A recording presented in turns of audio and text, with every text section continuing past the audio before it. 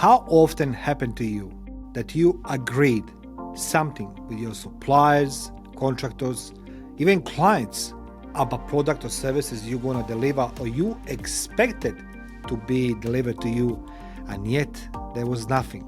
Missing piece is communication.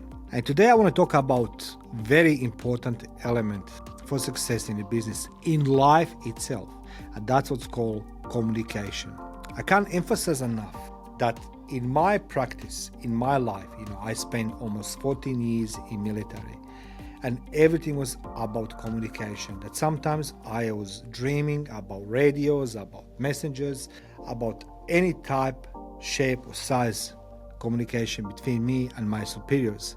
But I realized very early that it's very important how you can plan your actions, how you can plan your strategic moves on a market, your tactical moves on a market, if you don't communicate properly between your client or your peers, your contractors, subcontractors, and those who supply you with the services or products. So today I want to talk to you about communication and what poor communication can cause. So let me read for you definition of poor communication. Well, I come with that definition. Basically, that means that it's a breakdown which results from discrepancy or disconnect between what is said and what is understood. And this, my dear viewers and followers of the Life the Battlefield, are those who will find this information very useful. If you don't understand what has been said or what was being agreed, somebody's going to pay the price. Usually it's the client. Client pays the price.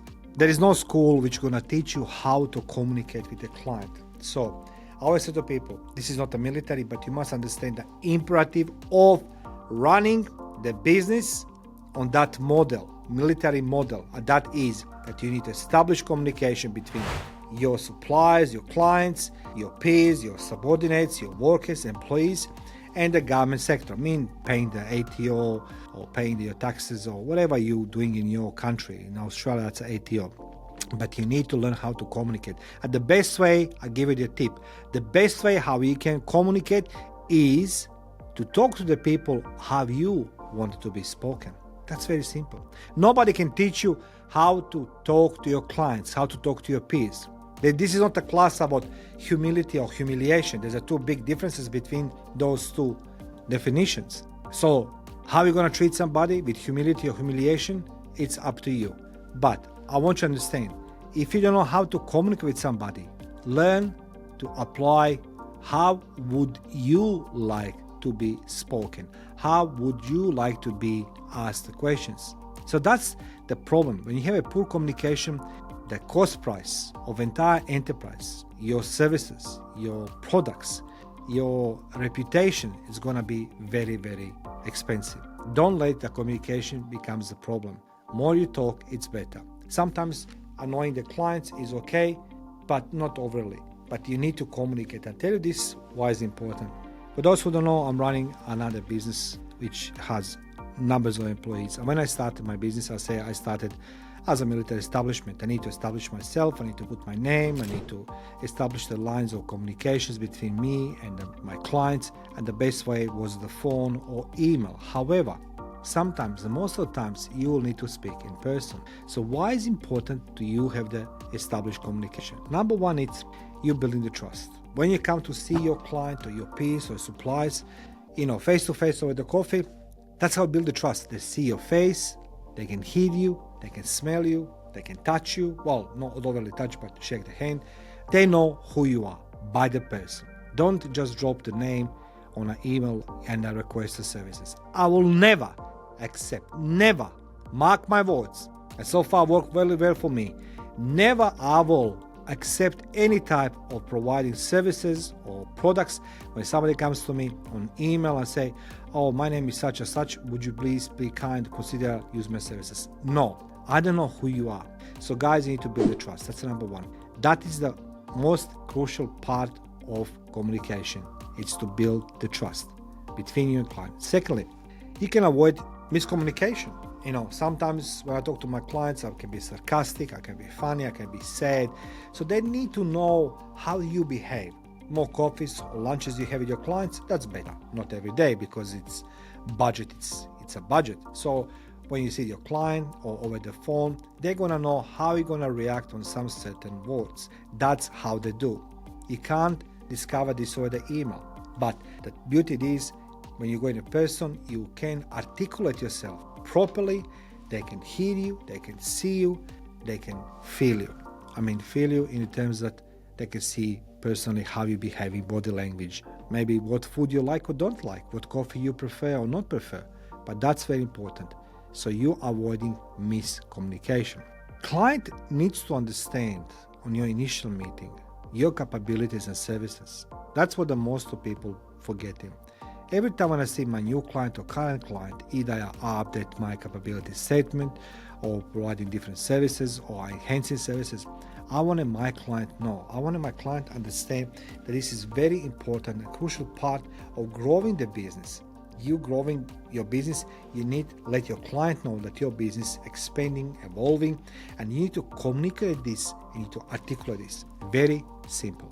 I have a new services, or I disconnecting new services. New services doing this, old services didn't help nobody, so we disconnected. Make it sure. That's what I'm saying to you. When you establish the line of communication, and the fourth and most importantly, you need to make the person responsible in your organization.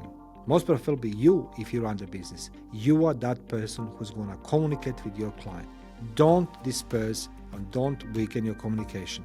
Client wants to be able to pick up the phone and talk to you directly, to you. I saw many times in my practice, I always said to my client, I'm responsible, I'm the number one, and I'm the only one who you're going to call when things go south. If we can fix on discuss the options and some jobs or whatever it is, yeah, management's going to deal with this. But if something was go very badly, my company didn't deliver, we didn't articulate this message properly, or communication was broken, I am responsible. So make yourself accountable and responsible when you're running your business. Stop being just the guy who knows the answers. I'm seeing the entrepreneurs here, I'm seeing all these business gurus. Everybody talks about how great they are.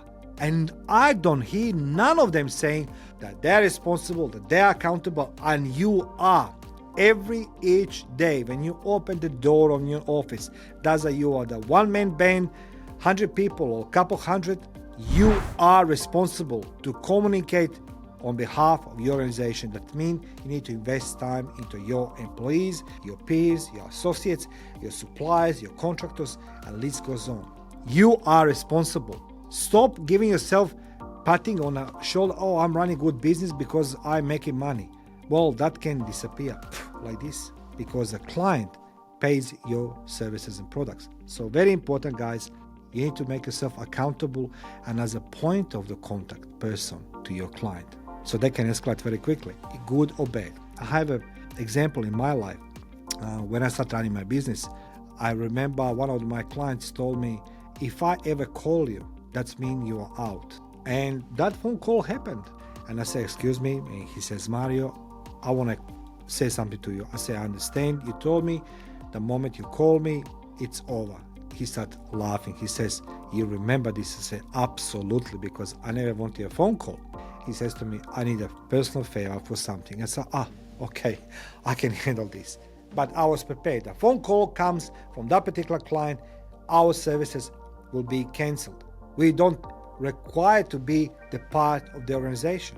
So you guys need to understand that the communication with the client is not only do you seek payments, offer the services, but as well, next three things. Number one, when you have your client and you establish a line of communication, either that's in person, which you must do it eventually at the beginning, and from time to time, I'm encouraging you to see your client in person. Take them for the coffee, cup of tea, whatever.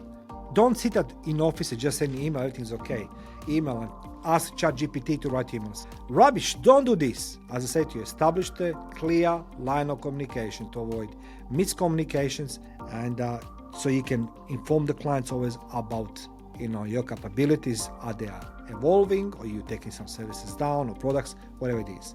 So when you establish this line of communication, you need to start discussing with your client what the client wants. My biggest horror in my life it is when I see the people I'm engaging for my business and I tell them what I'm expecting, what I want to see it, how I like to see it. And I can feel it straight away in conversation, they're showing no interest to ask me additional questions. I say, okay, maybe they understood, but I doubt. So you need to ask and discuss in details with your clients what your client truly want, how they want it to be services or products delivered, what colors, what smells, like what packaging, whatever it comes across your type of business. You know what you're doing. I'm providing the services, no products. I'm all about investigations, and I always ask clients, how would you like to see me report, structure report? What's the best way for your organization? We will alter it. We will adjust and improvise. We make it sure the reports going in your organization be in that chronological order or in that type of template you give us so you can make it better decision making. And client says, wow. I say, yes, of course. How else, sir? One size doesn't fit all, guys.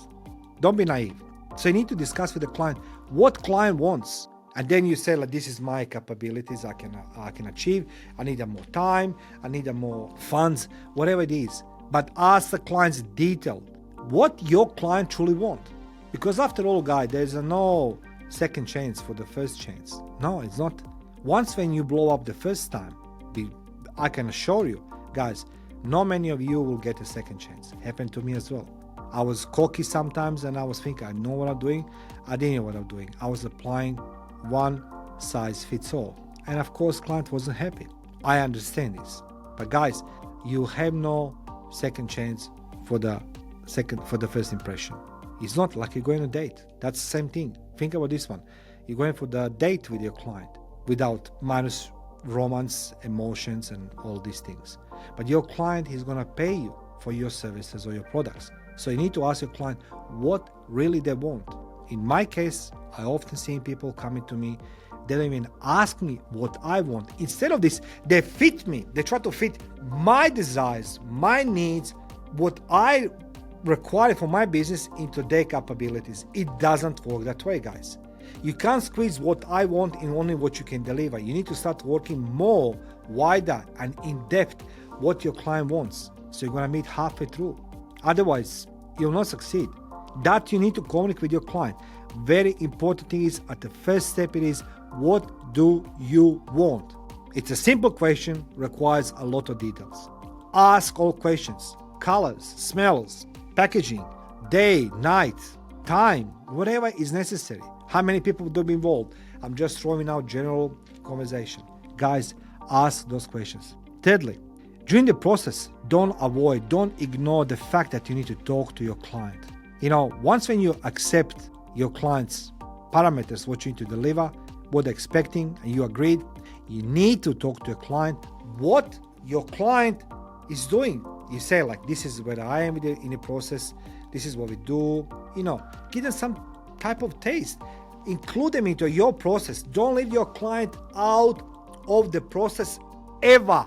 Don't do this, I guarantee you. Whoever teaches you they are doing online this, do that. If you go to serious business, as it is mine, and you don't include me into process, you will never get a business.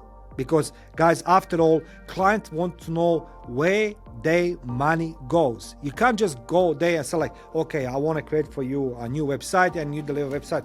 It's $5,000. What if client doesn't like? It's going to cause you more hurdles because you're going to spend more time and money redoing and everything else. Instead of this, include your client in process. Finally, after delivery, after client's happy, don't close that door. Don't send the stupid emails with the new products and services. Instead of this, after you establish a communication with the client, you can pick up the phone and say, like, hey Joe, how are you? It's Mario from Life at Butterfield. We done the interview together, yes? How you like it, did you like it? Yes, of course. How about we do again? Can we extend something more? Can we go more into depth?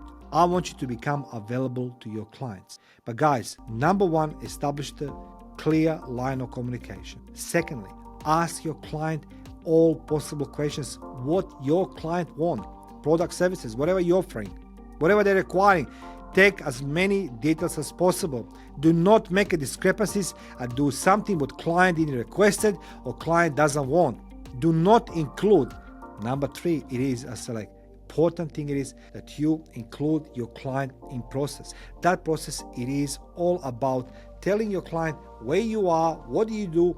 Maybe you want to adjust something, say, what do you think about this one? We understand this is the template you wanted, but this is our new template. I'm just speaking generally, guys, metaphorically. Template, whatever you want to call, website, t-shirt, whatever. Whatever you're doing, ask your client if you want to do some innovation, this is what can be done. Because client's going to say, maybe that's what it is.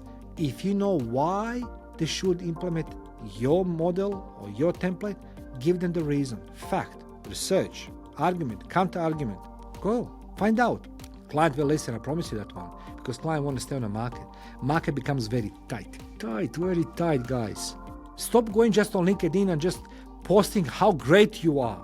Nobody cares how great you are on LinkedIn. LinkedIn is like a new Tinder. It's like between the Facebook and the Tinder. People talking about weather, about families, about funerals, the deaths and the weddings. List goes on. Nobody cares for that one because your client doesn't communicate with you via LinkedIn. They communicate with you on a phone, in the face, over the lunch, over the coffee, first shake, or maybe last handshake. It's up to you guys. I'm telling you, I've been there 15 years and I'm still doing the same thing over and over again. Hello, sir, or hello, Mrs., or whatever it is. What can I do for you? Okay, this is what we're doing. That's what you want. Yes, we can deliver. Can we adjust? No, yes, that's yes. I will do my part to deliver to client. If I know that I can't deliver to my client, I'd rather say no. I don't want my client or potential client be on the receiving end and doesn't have the good results. Last but not least, after you deliver your services, stay in touch with your client. Don't close your doors. Don't close your doors. Don't go on LinkedIn and say like, I served this company or this person. Keep it in secrecy. Who is your clients? Why your competitor need to know who you're servicing and why you're servicing them. Guys, communication is very important. Like in a war, if communication breaks down, the ultimate price will be paid in full in human life. Guys, you can do better. Let me know in the comment section below, what do you think about communications? What communication plan you have on a place in your organization, in your business, and how you implementing your communication plan? How often you seeing your client? How often you talk to your client? Because sometimes communicating with client means even sending the postcard. I know people don't use the postcards, but you can go on a Christmas on a shop and for the Christmas write a Christmas card. Dear Mr. John Doe, Merry Christmas to you and your family. They will love it. Thank you for watching. Stay tuned.